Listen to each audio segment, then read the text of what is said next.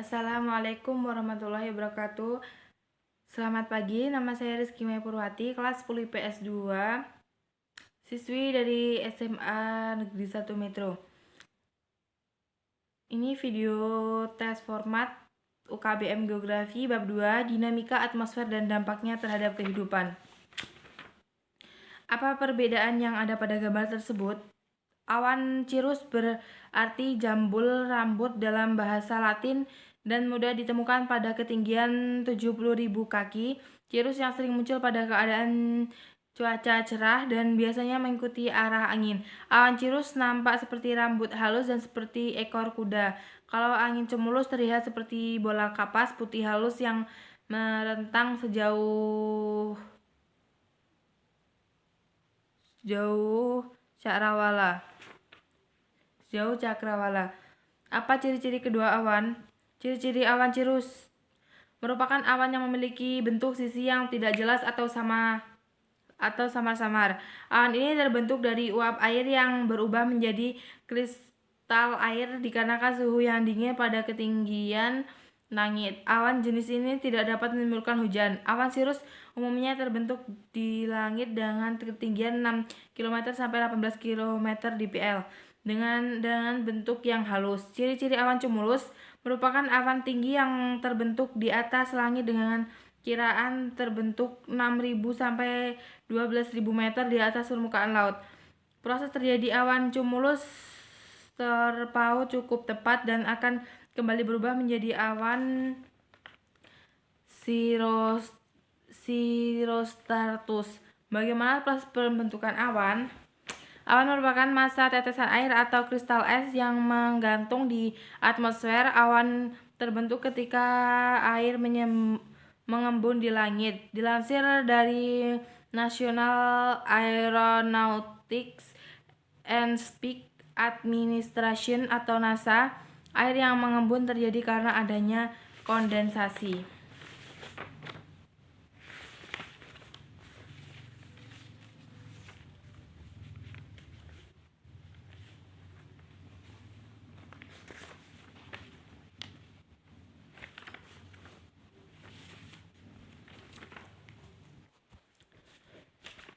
Jelaskan karakteristik masing-masing lapisan. Troposfer merupakan suatu lapisan udara yang menempel di permukaan bumi. Stratosfer terletak di atas tropopause hingga pada ketinggian 50 km. Di dalam lapisan ini berlangsung angin berhembus sangat kencang serta mempunyai pola aliran tertentu. 3. Mesosfer. Ketinggian dari lapisan mesosfer antara 50 sampai 80 km dengan karakteristik di mana makin ke atas maka temperatur udara akan makin rendah. 4. Termosfer memiliki ketinggian 80 sampai 650 km. Terdapat ionosfer yang berfungsi memantulkan gelombang radio dan suhu mencapai 1983 derajat Celcius seiring bertambahnya ketinggian. 5. Eksosfer adalah lapisan bumi yang terletak paling luar, merupakan batas luar angkasa dan suhu dapat mencapai 2200 derajat Celcius. Jelaskan manfaat masing-masing lapisan tersebut. Troposfer menjaga keseimbangan panas permukaan bumi. Stratosfer tempat adanya lapisan ozon, yaitu lapisan pelindung bumi dari sinar ultraviolet matahari. Mesosfer lapisan yang melindungi bumi dari serangan benda ruang angkasa. Troposfer lapisan tempat adanya pancaran gelombang radio. Eksosfer lapisan terakhir dan pembatasan antara bumi dengan ruang angkasa dan terdapat pancaran satelit. 1. Radiasi matahari. Jelaskan 3 proses radiasi matahari melalui pemanasan langsung. 1. Abrasi. Penyerapan panas matahari oleh unsur-unsur di atmosfer yang menyerap radiasi tersebut seperti oksigen, nitrogen, ozon, hidrogen, dan debu. 2. Refleksi. Pemanasan matahari oleh udara atau atmosfer kemudian dipantulkan kembali ke angkasa oleh butir-butir air di atmosfer. 3. Difusi. Proses penyebaran sinar atau panas matahari ke segala arah oleh atmosfer. B. Jelaskan 4 proses radiasi matahari melalui pemanasan tidak langsung. 1. Konduksi atau pembuatan panas matahari pada lapisan udara bawah kemudian mengalirkannya ke lapisan udara di sekitarnya. 2. Konveksi, perambatan panas oleh gerakan udara secara vertikal. 3. Adveksi,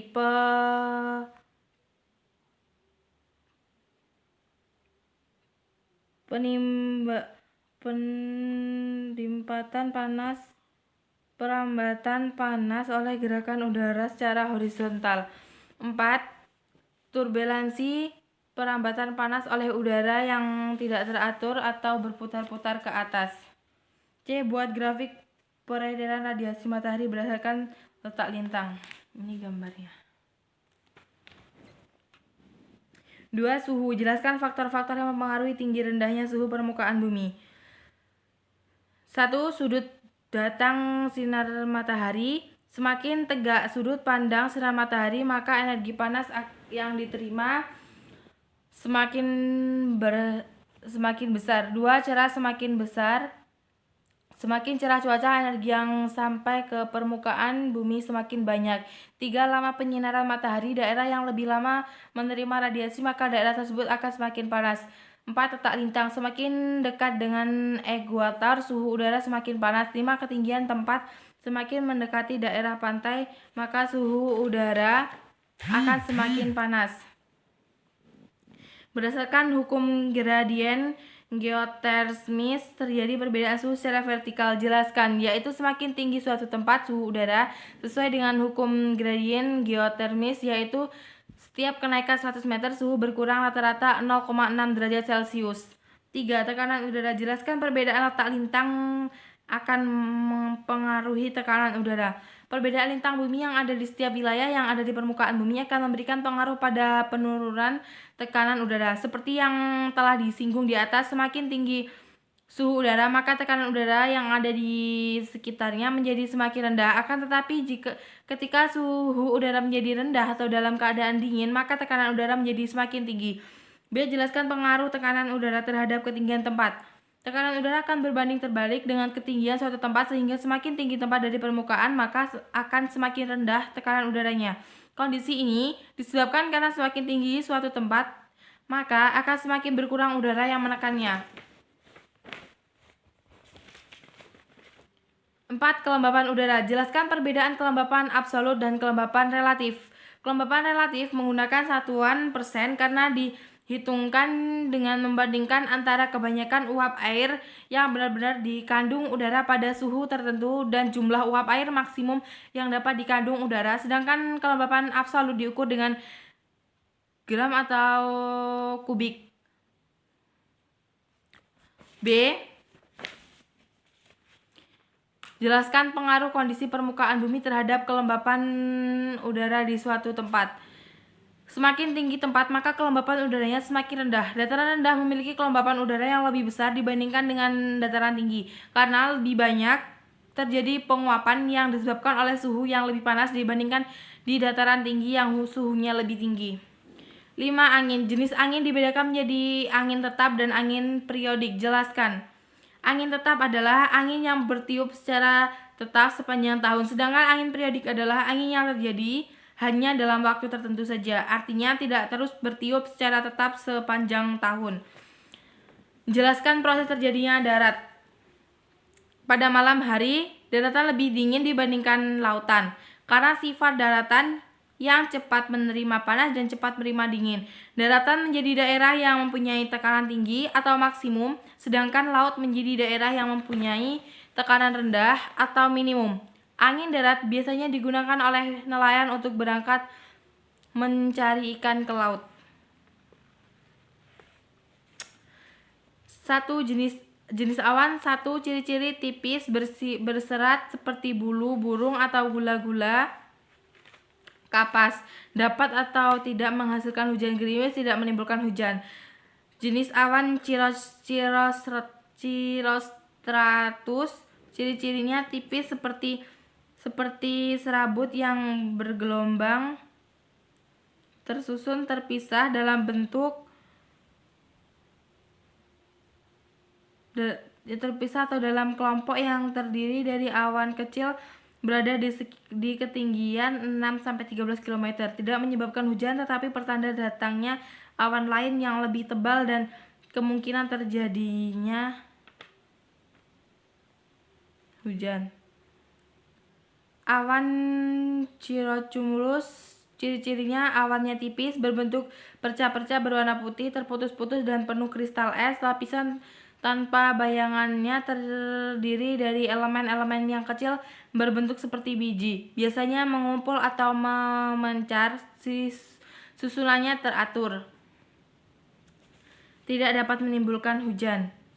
Awan altostratus. Ciri-ciri awan altostratus berbentuk lembaran dan seringkali berupa suatu struktur berserat, berwarna abu-abu atau biru keabu-abuan, menutupi langit dengan sebaran yang luas, dapat menimbulkan hujan gerimis atau ringan, sedang ataupun salju, terdiri atas butiran dan juga es, dapat menimbulkan hujan ringan atau gerimis.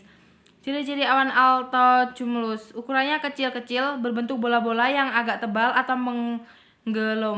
menggembung, tidak memiliki warna putih hingga pucat, dan kadang ada bagian yang kelabu. Jumlahnya banyak dan saling berdekatan atau bergerombol. Sebagian besar terdiri atas butiran-butiran es, dapat menimbulkan hujan deras. Awan stratus. Ciri-ciri awan stratus berbentuk lembaran dan seringkali berupa satu struktur berserai, berwarna abu-abu atau biru keabu-abuan, menutupi langit dengan sebaran yang luas, dapat menimbulkan hujan gerimis atau ringan, sedang ataupun salju, terdiri atas butiran air dan juga es, dapat menimbulkan hujan gerimis atau ringan, sedang ataupun salju. Ciri-ciri awan stratocumulus: berbentuk perca-perca atau lembaran, berwarna abu-abu atau terkadang keputihan atau keputih-putihan, terdiri dari massa awan yang bulat,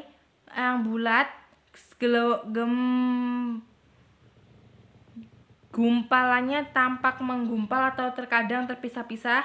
Sebagian besar susunan elemennya teratur, dapat menimbulkan hujan yang tidak terlalu deras. Ciri-ciri awan nimbostratus: berwarna putih gelap, cenderung keabu-abuan, dan persebaran cukup luas di langit, berada di ketinggian antara 600 sampai 3000 meter dari permukaan bumi. Khusus di Indonesia, awan nimbostratus hanya menimbulkan hujan gerimis.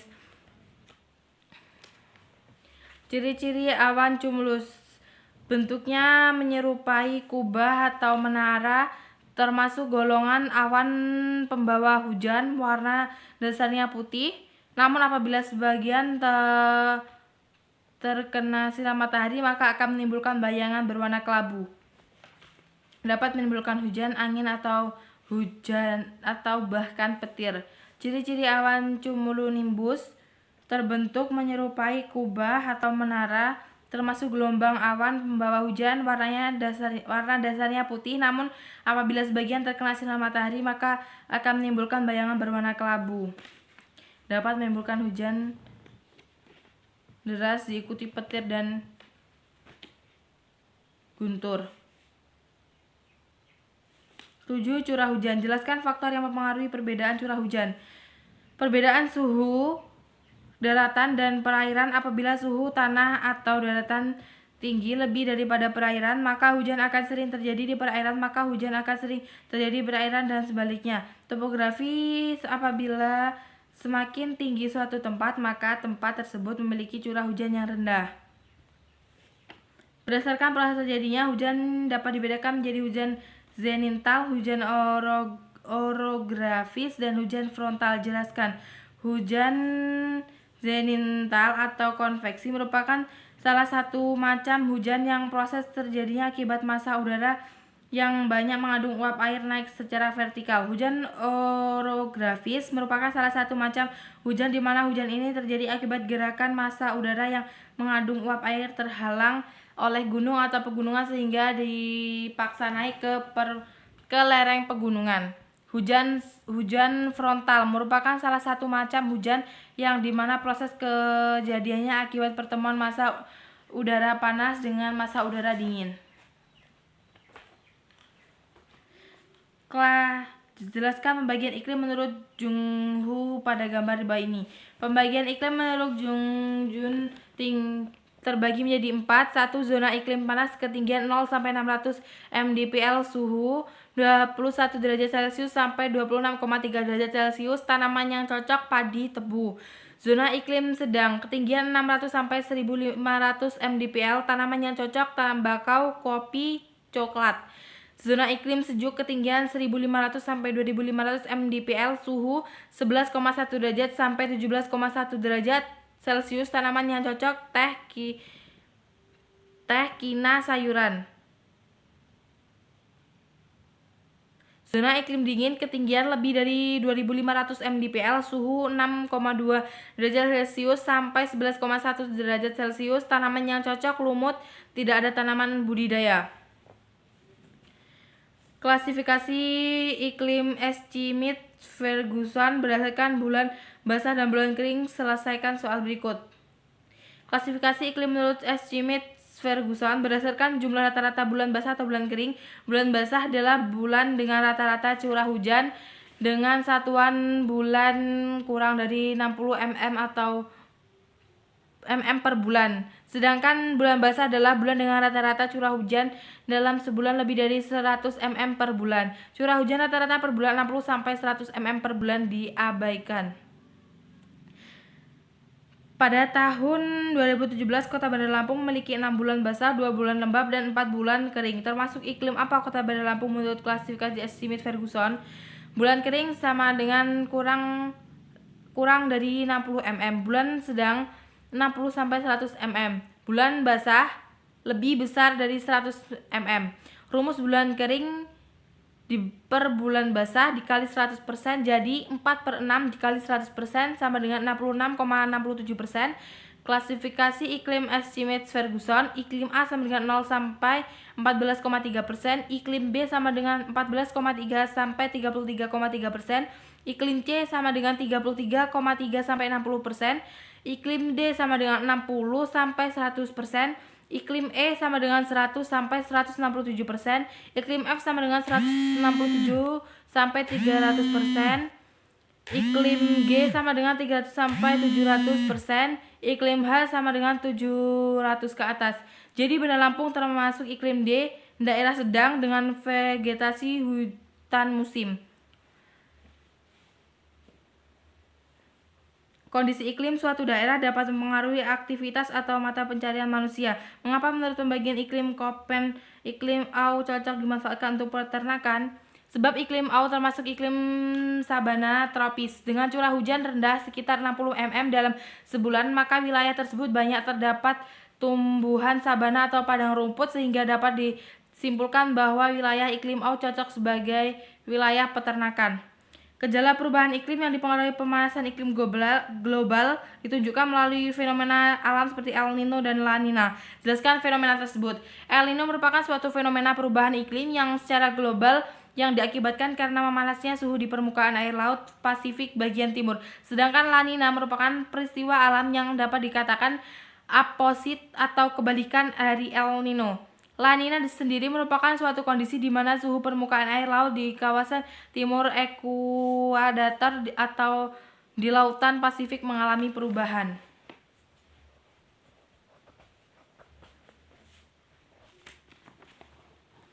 Salah satu data yang terkait dengan kondisi meteorologi adalah perkiraan cuaca. Apa manfaat data perakiraan cuaca untuk kehidupan manusia? 1. Menjaga keselamatan transportasi. B. Memperkirakan jenis tanaman yang cocok untuk ditanam. C. Membantu merencanakan kegiatan sehari-hari. D. Melakukan pencegahan bencana. BMKG merupakan salah satu lembaga di Indonesia secara langsung menangani cuaca dan iklim. Apa tugas BMKG yang berhubungan dengan meteorologi dan klimatologi? A. Mengukur suhu setiap hari. B. Mengukur curah hujan setiap hari. C. Menganalisis data untuk kebutuhan perakiraan cuaca. 3. Tim SAR memiliki tugas utama dan menangani pencarian dan penyelamatan korban. Mengapa tim SAR wajib memperhitungkan cuaca sebelum turun ke lapangan? Karena cuaca adalah faktor yang menentukan berjalan lancar atau tidaknya proses evakuasi. Mereka perlu memperhitungkan cuacanya agar mereka sendiri tidak berada dalam kondisi atau situasi yang menyulitkan bahkan membahayakan. Apa saja data yang terkait meteorologi yang dibutuhkan LAPAN untuk dalam menunjang program kerjanya? Temperatur atmosfer, tekanan udara, komposisi atmosfer, perkembangan teknologi atmosfer, uap air, iklim dan cuaca, fisika atmosfer, kimia atmosfer. BNPB merupakan lembaga di Indonesia yang memiliki tugas utama dalam bidang kebencanaan. Mengapa BNPB membutuhkan data tentang cuaca dan iklim? Karena data tersebut diperlukan untuk dapat menampilkan prediksi tentang cuaca yang akurat